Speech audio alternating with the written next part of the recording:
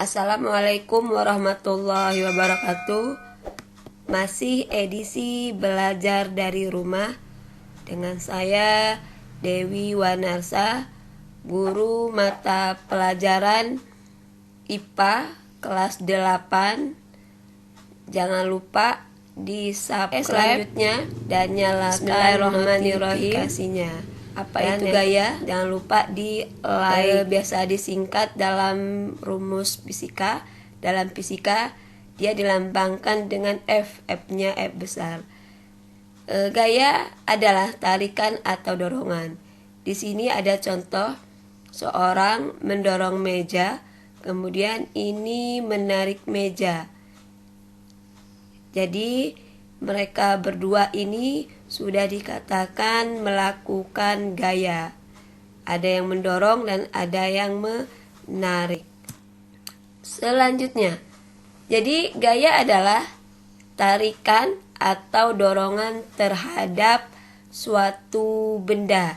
Jadi di sini ada seorang menarik meja atau benda. Ini sudah dikatakan melakukan gaya. Dan ini mendorong meja sudah dikatakan melakukan gaya.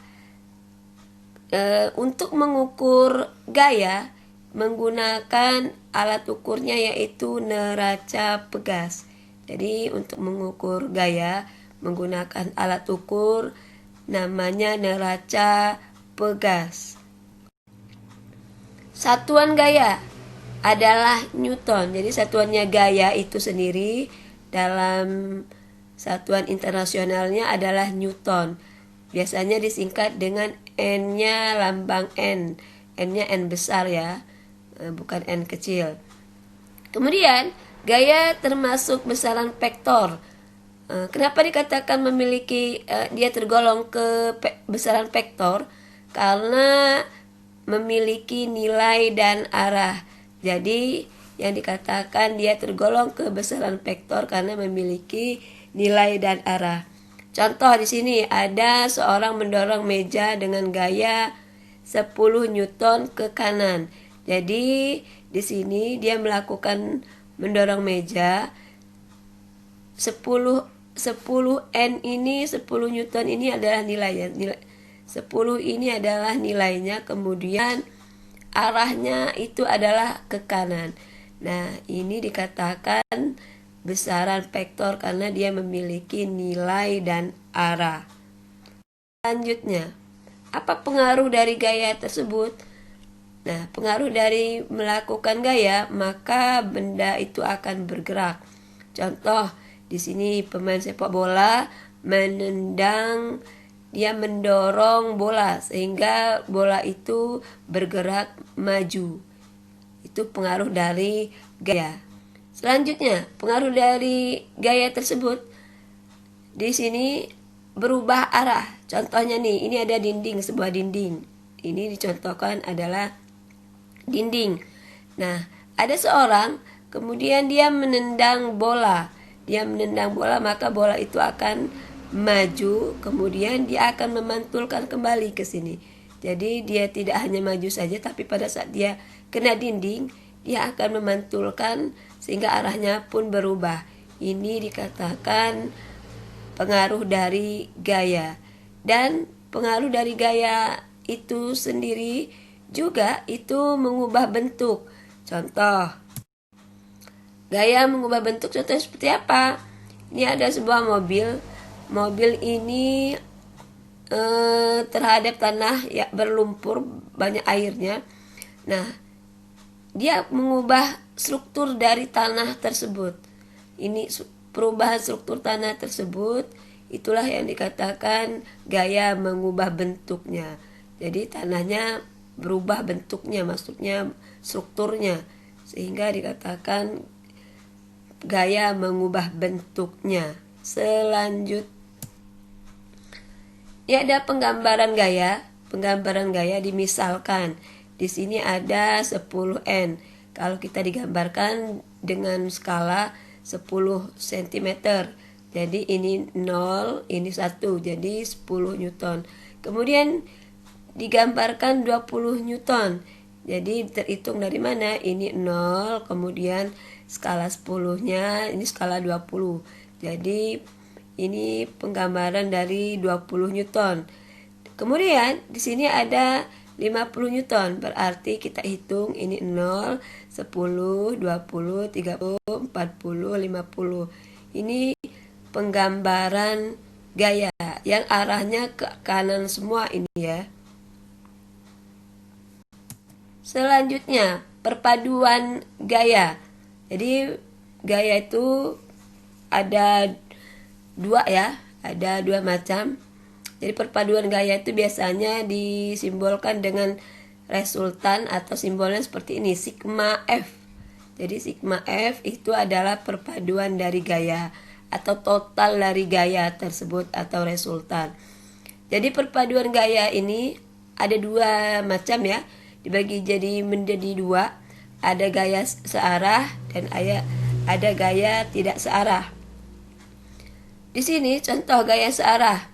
Gaya searah, berapakah perpaduan gaya atau resultan gaya tersebut, kemudian atau sigma F.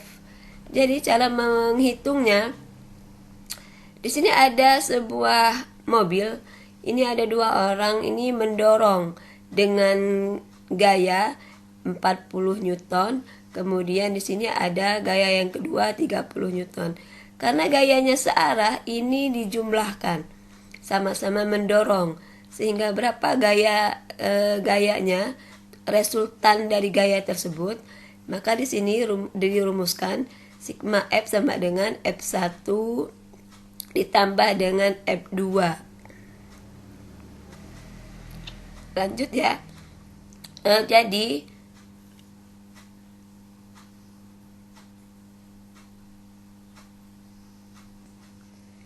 Jadi untuk rumusnya, maka sigma F sama dengan F1 ditambah dengan F2. Karena dia searah, maka dia dijumlahkan. Sama-sama arahnya kemana? Sama-sama arah yang satu ya. Ini mendorong, berarti dia arahnya ke kanan. Nah, sehingga didapat sigma F sama dengan F1 ditambah F2. F1-nya itu adalah 40, kemudian F2-nya adalah 30. Sehingga total sigmanya atau sigma F-nya atau resultannya berapa? 40 Newton ditambah dengan 30. Sekali lagi tekankan ya, bahwa kalau dia searah itu dijumlahkan atau ditambah. Arahnya kemana? Jika arahnya ke kanan, itu menunjukkan dia positif. Jadi kalau dia arahnya searah, mengarah ke kanan, itu positif. Ini ada contoh mereka berdua. Ini mendorong, arahnya sama ya, sama-sama. Ini mendorong dan anak ini menarik, tapi arahnya sama, satu mendorong, satu menarik. Mereka dikatakan searah, sehingga dijumlahkan. Selanjutnya, gaya berlawanan arah. Kalau yang tadi gaya yang searah, sekarang kita akan bahas gaya berlawanan arah. Nah, di sini ada contoh nih. Ada yang tarik-menarik nih ya. Ada yang ke arah ke kiri ini. Dimisalkan saja yang satu ini F1-nya ke kiri, kemudian F2-nya mengarah ke kanan. Sehingga F2 ini bernilai positif karena dia kanan. Tetapi kalau F yang satu ini dia mengarah ke kiri, ini bernilai negatif. Jadi jika arahnya berlawanan, maka dijumlahkan, tetapi dilihat kalau dia arah ke kiri itu menunjukkan negatif, tetapi kalau dia arahnya ke kanan menunjukkan positif. Didapat rumusnya untuk berlawanan arah.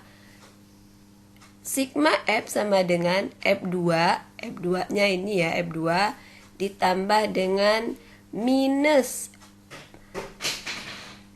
F1. Jadi dijumlahkan, tetapi lihat arahnya. Kalau dia ke kanan dia positif, tetapi kalau dia arah ke kiri dia berlawanan arah, bertanda negatif. Sehingga F2 plus dikali minus sehingga F2 dikurang dengan F1. F2-nya berapa? 40 Newton. Kemudian F1-nya 30 Newton sehingga didapat 40 dikurang 30 Newton sehingga menghasilkan 10 Newton ke kanan karena lebih besar ke kanan sehingga ini dikatakan positif, arahnya ke kanan menunjukkan positif. Nih di sini ada benda nih, misal kalau yang tadi tarik menarik ya. Ini misalnya ada benda, ada yang menarik berlawanan arahnya, sama-sama menarik sehingga terjadi berlawanan arah.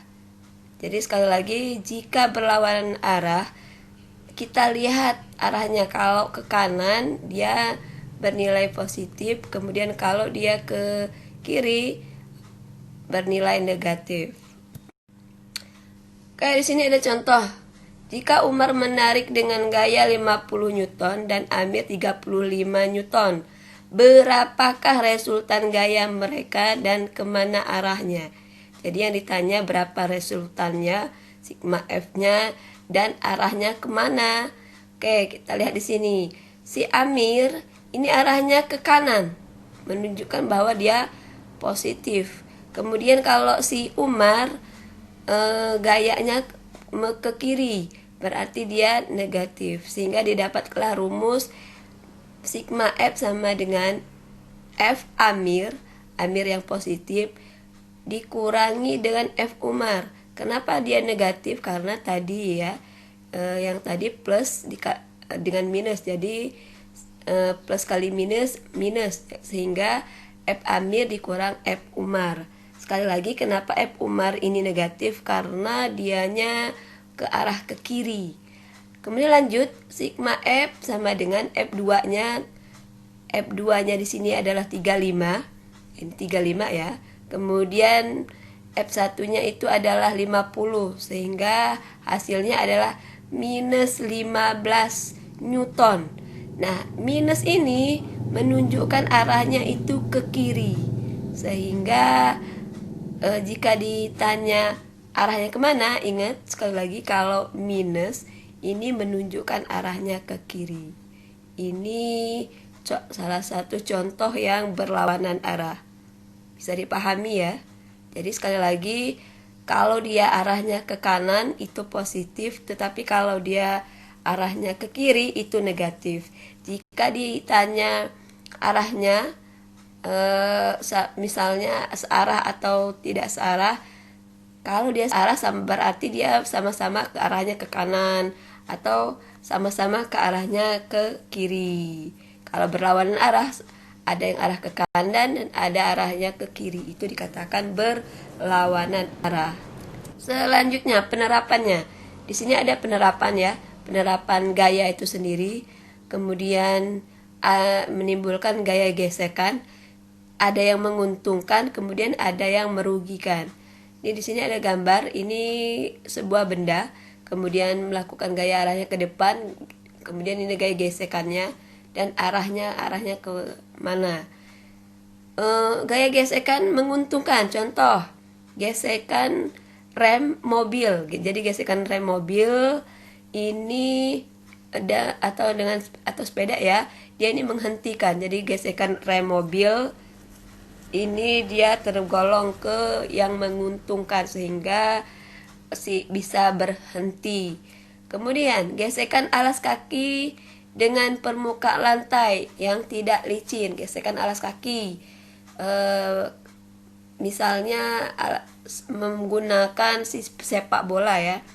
Pesepak bola itu biasanya kenapa dia harus menggunakan sepatu khusus sepak bola? Agar supaya tidak licin. Kemudian selanjutnya gesekan udaranya yang menguntungkan contohnya adalah gesekan udara.